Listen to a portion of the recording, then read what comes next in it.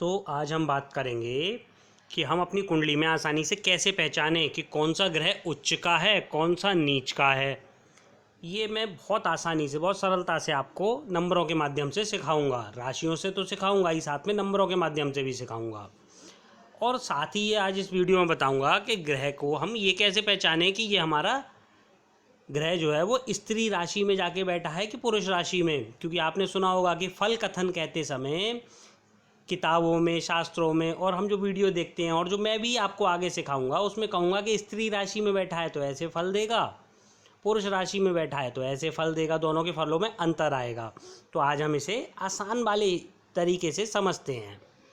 चलिए शुरू करते हैं। देखिए, मैंने आपको ये राशियाँ बताई हुई हैं, ये उनके स्वामी हैं, ये उनका क्रम है, सभी जगह इसी क्रम में मिलता है।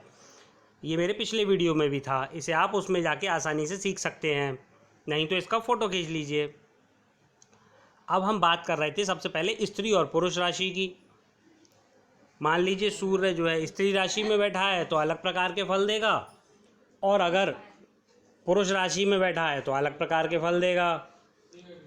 तो अब हमें पहचानना कैसे है? देखिए, पुरुष राशियां हैं 1, 3, 5, 7, 9 और 11, यानी जहां नंबर लिखा हुआ हो। दूसरा हम कह सकते हैं मेष, मिथुन, सिंह, तुला, धनु, कुंभ, ये पुरुष राशियां हैं।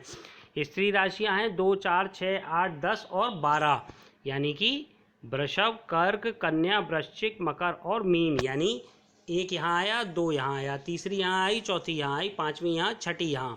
ठीक, अब इसे और आसान करते हैं। समझिए, जैसे मान लीजिए कहा जाए कि सूर्य आपका पुरुष राशि में बैठा हुआ है तो ऐसे फल देगा। तो देखिए, मान लीजिए आप कि जैसे इस कुंडली में सूर्य कहाँ बैठा है, यहाँ बैठा है, और यहाँ क्या नंबर लिखा है, 1, तो ये हो गया पुरुष। चंद्र कहाँ बैठा है, 2 नंबर, यानी कि स्त्री राशि में, है ना। राहु कहाँ बैठा है, पुरुष राशि में, 3 नंबर। देखिए, आप इस तरीके से याद कर लीजिए कि अगर विषम संख्या है 1, 3, 5, 7, 9 और 11 तो पुरुष राशि होगी। सम संख्या है 2, 4, 6, 8, 10 और 12 तो स्त्री राशि होगी। आप इस तरह भी याद करके रख सकते हैं, जैसे 2, 4, 6, 8, 10 स्त्री राशि है तो हमें क्या देखना है, स्त्री राशि में कौन कौन बैठा है। देखिए, राहु बैठा है यहाँ पर, तो ये कौन सी राशि में हुआ, स्त्री राशि में हुआ। यहाँ बैठा है तो कहाँ हुआ, पुरुष राशि में हुआ, क्योंकि विषम संख्या आपके जो है वो पुरुष राशि है। तो इतना तो आप सीख ही गए होंगे। अब हम बात करेंगे कि हम कैसे पहचानें कि उच्च ग्रह कौन से हैं और नीच ग्रह कौन से हैं। चलिए चलते हैं आगे। ये स्त्री पुरुष राशि हो गई, ये मैंने आपको समझाया था। ये सारे मैंने उच्च के घरों में लिखे हुए हैं, उच्च की राशियों में लिखे हुए हैं। देखिए, समझिए, सूर्य जो होता है वो हमेशा 1 नंबर यानी मेष राशि में ही उच्च का होता है। अब नीच का कहाँ होगा, ठीक 7वें घर में, 1, 2, 3, 4, 5, 6, 7, यानी कि तुला में जाके वो नीच का हो जाएगा। प्रत्येक ग्रह अपने 7वें घर में जाके, जहाँ जहाँ मैंने लिखे हुए हैं उसके ठीक 7वें घर में जाके वो नीच के हो जाएंगे।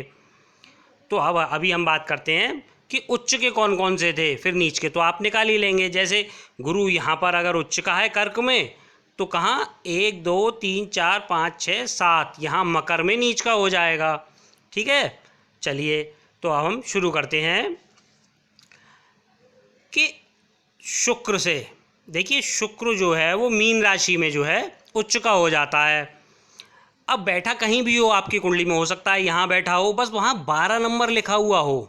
अगर वहाँ 12 नंबर लिखा हुआ हो और शुक्र बैठा हो तो समझ लीजिए कि वो आपका उच्च का शुक्र है। आपको सिर्फ इस समय ये घरों से मतलब नहीं, पहला घर, दूसरा घर, तीसरा घर, इससे कोई मतलब नहीं, आपको नंबरों से मतलब है। अगर आपकी कुंडली में 12 नंबर में शुक्र लिखा हुआ है यानी कि वो मीन राशि का शुक्र हुआ, और मीन राशि का शुक्र उच्च का होता है। अगर 6 नंबर लिखा हुआ है और शुक्र लिखा हुआ है तो वो आपका नीच का हो गया, क्योंकि ठीक 7वें घर में बैठ गया यहाँ। अब हम बात करेंगे सूर्य की। सूर्य होता है मेष राशि में उच्च का, यानी कि आपकी कुंडली में कहीं भी बैठा हुआ हो सूर्य, बस 1 नंबर लिखा हुआ हो उस घर में, यानी कि मेष राशि बैठी हुई है और वो उच्च का हो गया।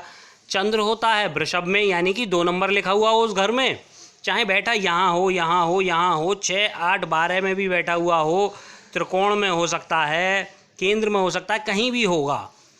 सिर्फ नंबर देखना है कि चंद्र अगर 2 नंबर में है तो उच्च का है और 8 नंबर में है तो नीच का है। उसी प्रकार आपको देखना है कि मिथुन में राहु जो है वो उच्च का हो जाता है। हालांकि राहु की उच्च और नीच में विवाद है, लेकिन हम मिथुन में ही राहु को उच्च का मानते हैं। तो जब राहु यहाँ उच्च का होगा तो 9 नंबर यानी धनु में नीच का होगा, और राहु के ठीक सामने केतु आता है। तो केतु जो होता है वो 9 नंबर में उच्च का होता है यानी धनु में, और 3 नंबर में नीच का हो जाता है। उसी प्रकार गुरु जो है वो कर्क यानी चंद्र की राशि है कर्क, गुरु कर्क में जो है उच्च का होता है यानी 4 नंबर में। आपको सिर्फ ये देखना है कि 4 नंबर लिखा हुआ है या नहीं। 4 नंबर लिखा हुआ है गुरु के घर में तो समझ लीजिए उच्च का है, और 10 नंबर लिखा हुआ है तो नीच का हो गया गुरु, है ना। अब हम बात करते हैं बुध। बुध अपनी ही दूसरी राशि यानी 6 नंबर कन्या राशि, इसमें उच्च का हो जाता है और 12 नंबर में वो नीच का हो जाएगा। उसी प्रकार शनि, शनि जो है वो तुला राशि में यानी कि 7 नंबर में अगर होगा तो जो है वो उच्च का हो जाएगा, और 1 नंबर में होगा तो नीच का हो जाएगा। केतु का हम बता चुके हैं। अब हम बात करते हैं मंगल की।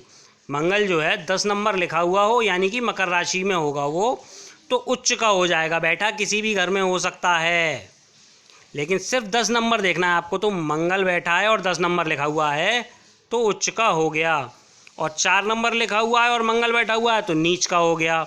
समझ गए आप? आशा करता हूँ कि आप ये सब कुछ समझ गए होंगे। आगे कुंडली की और भी बारीकी से समझाऊंगा, और उसके बाद सूर्य से लेकर सूर्य, चंद्र, मंगल, राहु, केतु तक सब सारे ग्रहों के फल प्रत्येक घर में अलग अलग वीडियो बनाकर भी आपको समझाऊंगा। धन्यवाद।